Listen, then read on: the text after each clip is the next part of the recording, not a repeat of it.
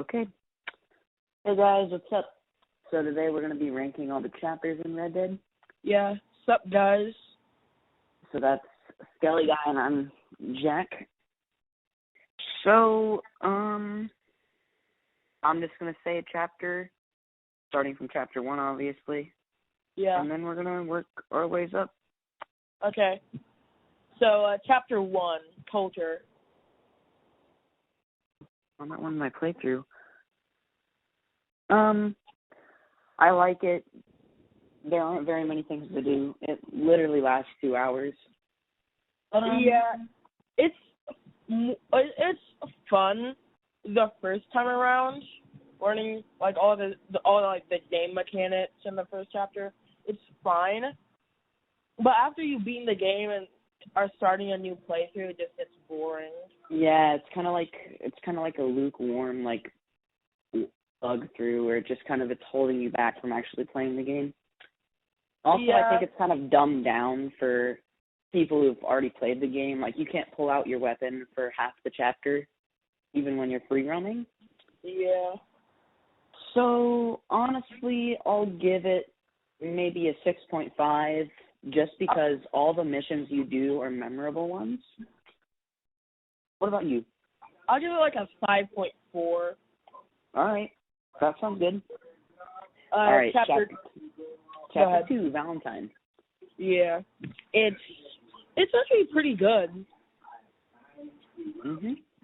Cause, yeah, I enjoyed it. Yeah, it's like right whenever you're actually able to explore. It's probably just because you get to do all that stuff, it's probably the most fun chapter. Yeah, honestly, I like the bar fight the most. Yeah, the bar fight's pretty cool. But that's the only thing I remember. Yeah, like chapter 2 is one of the most memorable chapters, just because it's right whenever you get out of the first chapter.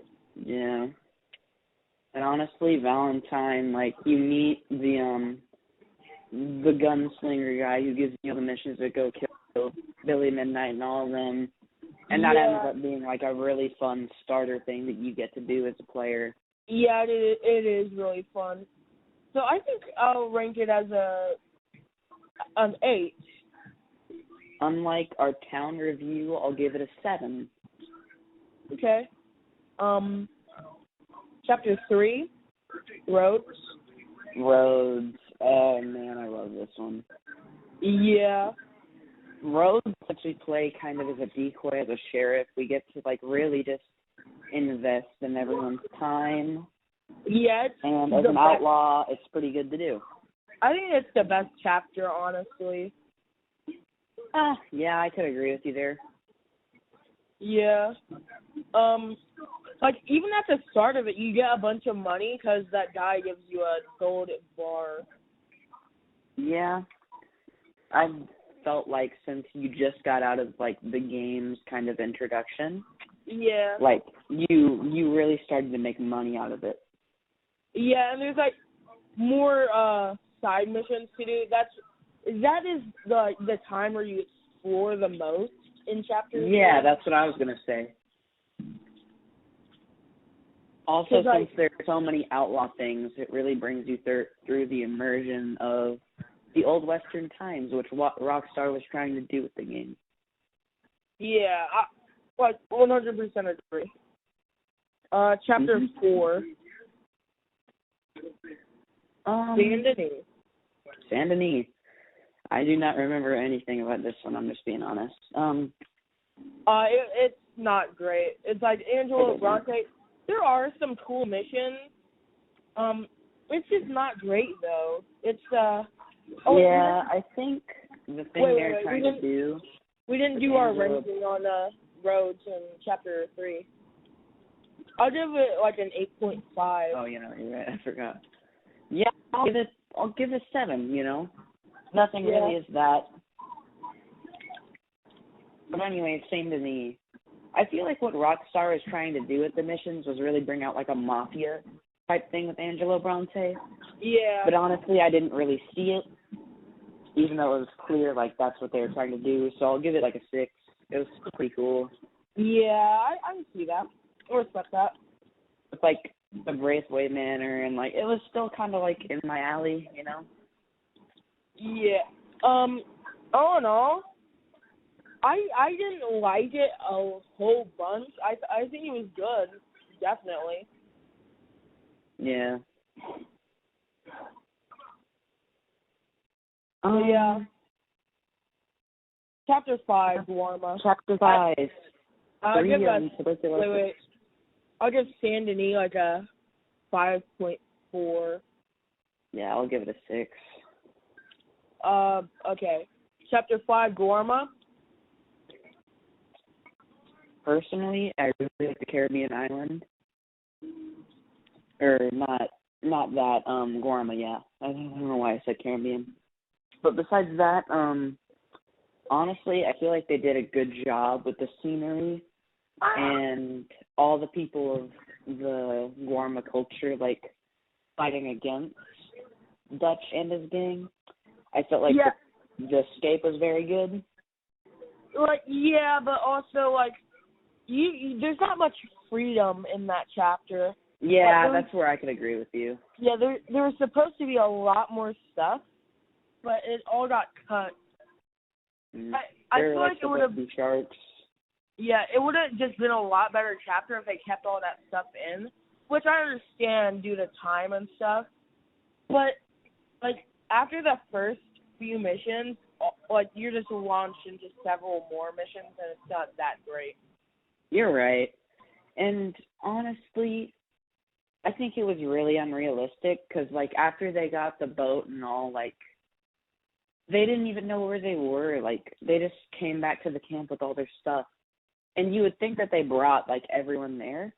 But then Arthur goes back to a house with, like, Abigail and Tilly. But, like, on the island, it was only Micah, Dutch, Javier.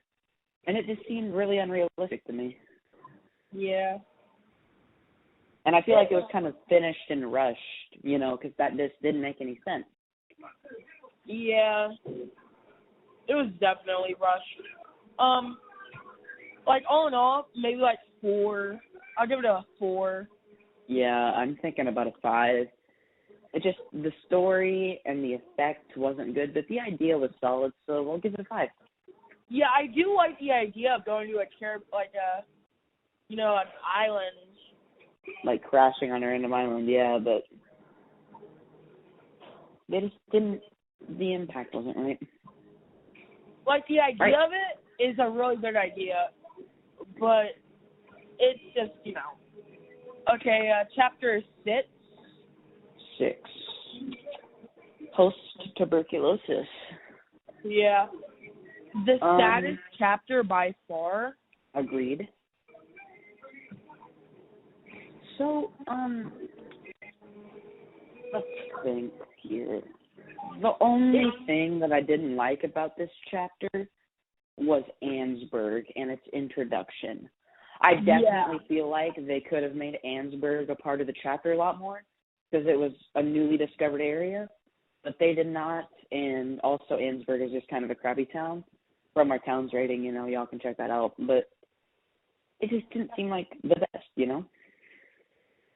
Yeah, like, there just wasn't a lot of stuff to do.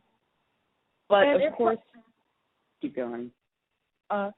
It's probably one of the most boring chapters, and like the only like good side mission in Ansberg is the gunslinger missions, and you only go to Ansberg like once to find that marshal guy.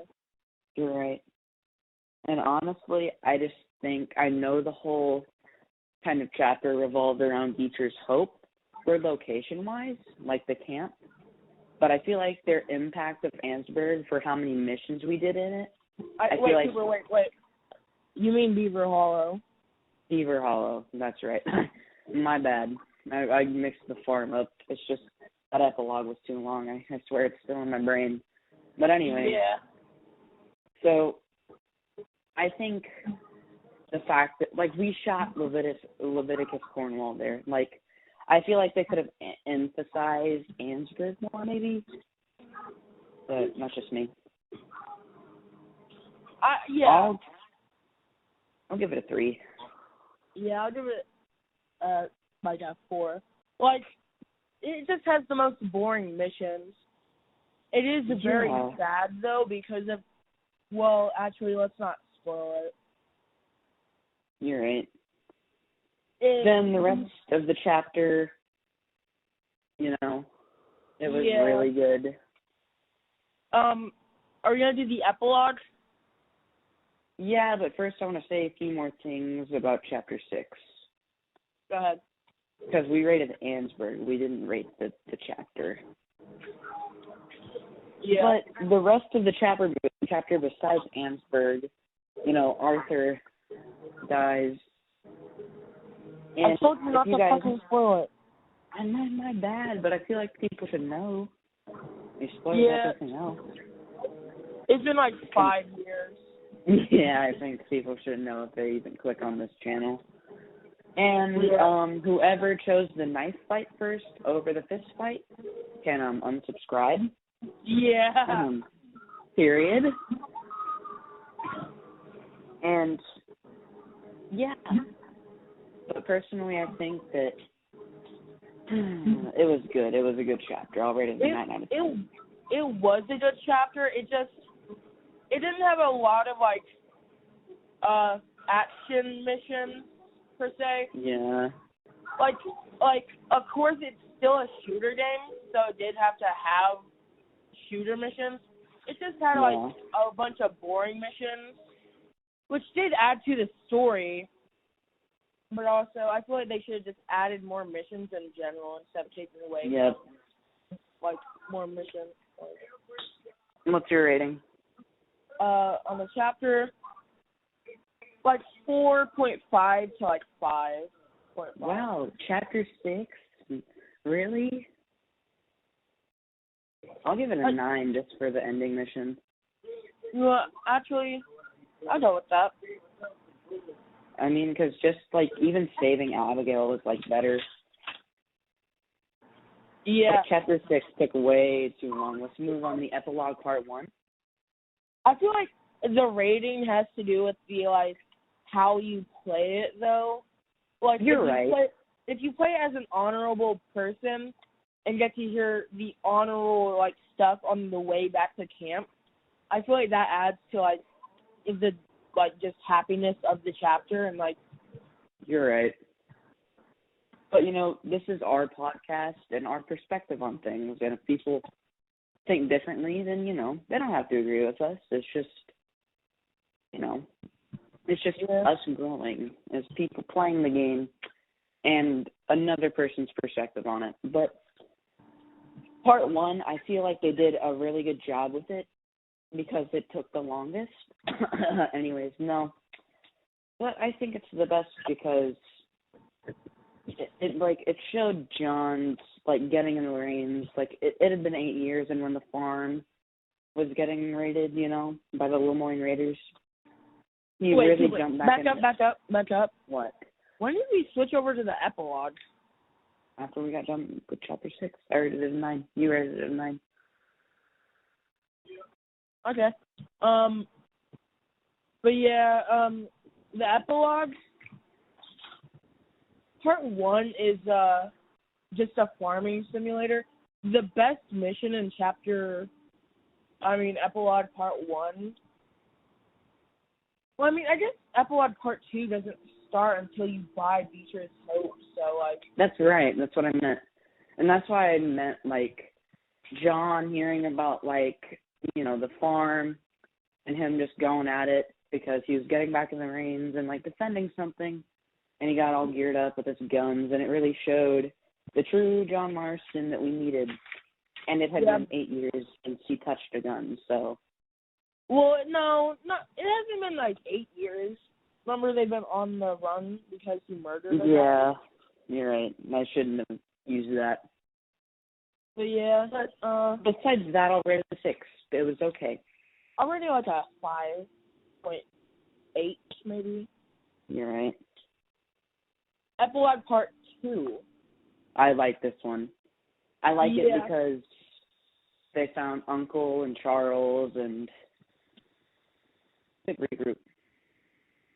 Yeah, the ending is a good ending. I feel like it wasn't the best, like, ending in a game, but they worked with what they had, and they did an okay job of it.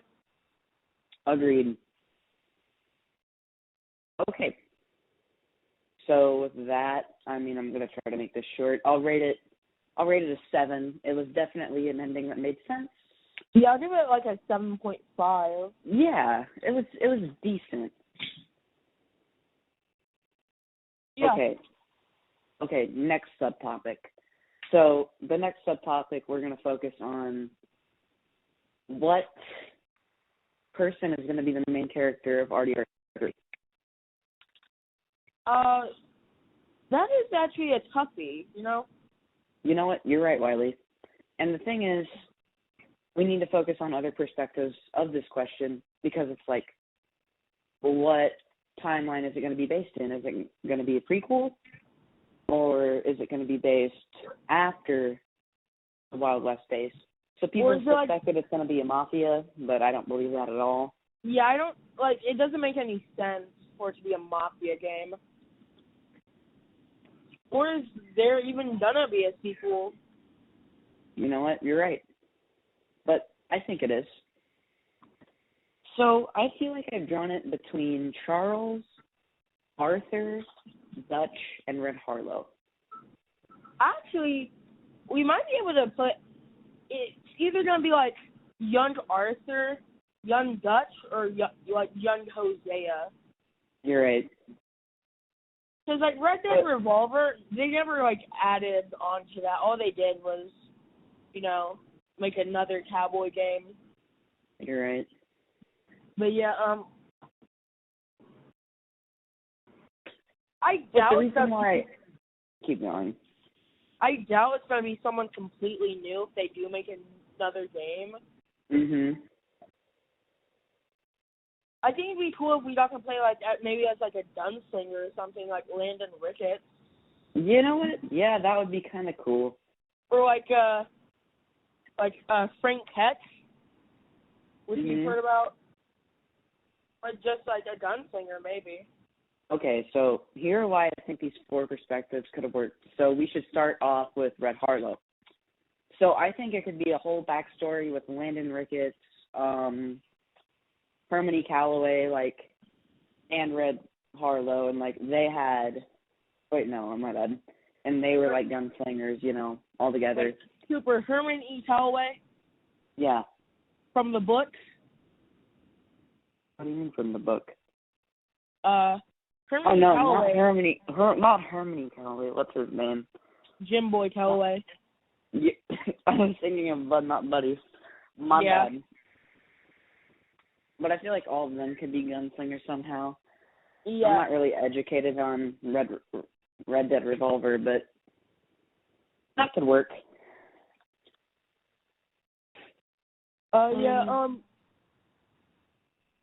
Honestly, I don't know if there is going to be a prequel.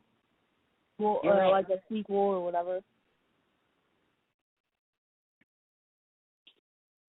Go ahead. The reason why I think it could be Dutch is because it could be this whole build-up where he's trying to find the gang and, like, it's their own backstory. It would be probably a better prequel to RDR2 than Arthur, in my opinion. Yeah. Or, like I said, maybe it's like Hosea or something. You know what? You're right. But I believe it could be Dutch more because he kind of manifested the gang and he was the leader. And he made that clear in RDR2. So I feel like if we could just view it from his perspective on maintaining the gang and, like, getting more people to join it, and make a lot more sense for RDR2. I feel like maybe, like, it'd be, like, maybe over a few years, it'd be a longer game than Red Dead Redemption 1 or 2. It'd be, like, 3 sections. You know what? You're right. Like whenever the gang first started with Hosea, Young Jose, Young Arthur, and Young Dutch. Maybe like a few years after, and then and then the newest and then the third part would be like leading up to the Blackwater Massacre. Yeah. All right, we're running out of time with that topic, so let's do a next short one. So this one's kind of all over the place, but I feel like it was better to include it because of the previous subtopic we just talked about. All right, which one do you think is going to be released first? RDR1 Remastered or Red Dead Redemption 3? RDR1 Remastered.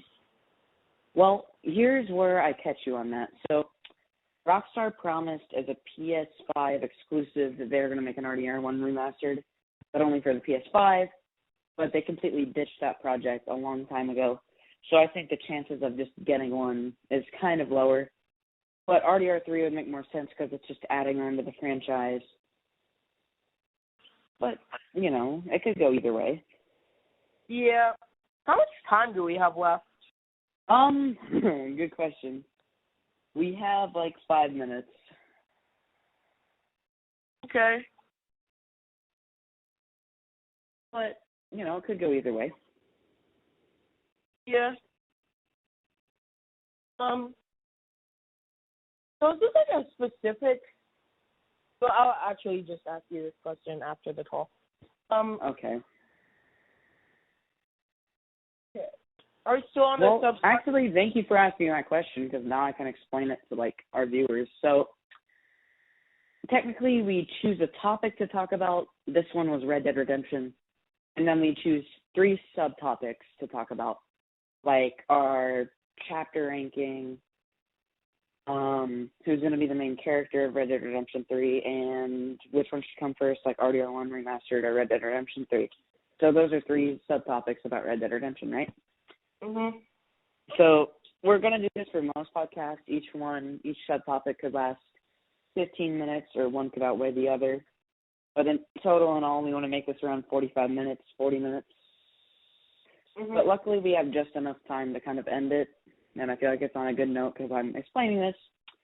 So, honestly, guys, I'll see you later. It was nice having a night with you because it's midnight as we're recording this. But this could be posted later. So, this has been Jack. And Skelly. And Skelly Guy. So, we'll see you later. Bye.